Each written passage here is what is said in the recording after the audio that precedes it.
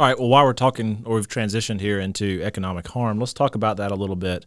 What types of economic harm can be compensable damages in a personal injury case? Sure. So broad strokes, the most obvious one is your lost income, although that can be tricky in certain situations, which we'll get into. Also, the cost of your medical treatment, and that's not just in South Carolina anyway, that's not just your out-of-pocket costs. That's the original charge. That's the cost of the treatment, the retail cost. There's also like incidental charges that people might not think of, mileage to and from the doctor or the physical therapist, and those can really add up, especially for someone in Rock Hill that has to go to a doctor in Charlotte, for instance, on a regular basis.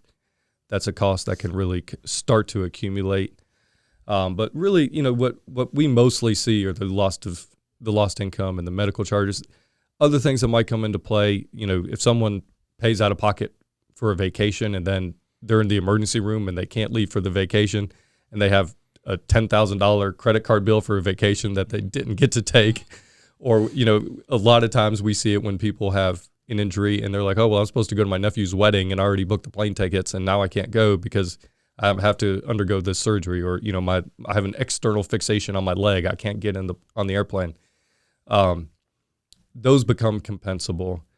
But the lost income can be a challenge. The easiest thing is if someone is a W-2 employee and they're missing X number of days or X number of weeks, their employer cooperates and says, yeah, we normally pay them $20 an hour. They missed 40 hours a week for 3 weeks. That's easy math.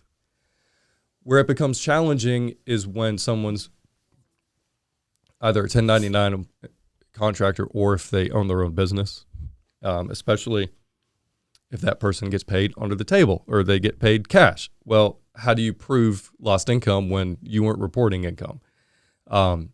Maybe you avoid taxation on the front end, but when it comes time to proving your income, there's nothing to prove. There's no paper trail. There's no evidence of it. When someone owns their own business, oftentimes we have to resort to tax returns to prove how much they typically make over that time.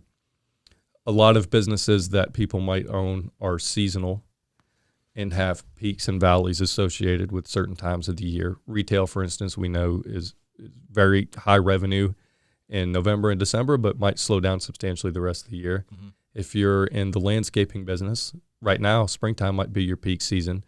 And if you're injured in the springtime, well, then you miss out on all those contracts that are going to feed you for the rest of the year. Proving that can be tricky. So that comes down to lost opportunity. So if there are contracts that couldn't be met, that's helpful. If deals are done on a handshake, that can be more tricky. Now you have to get that other person involved and get them to testify that, yes, we had an agreement. You might need to get an affidavit from that person.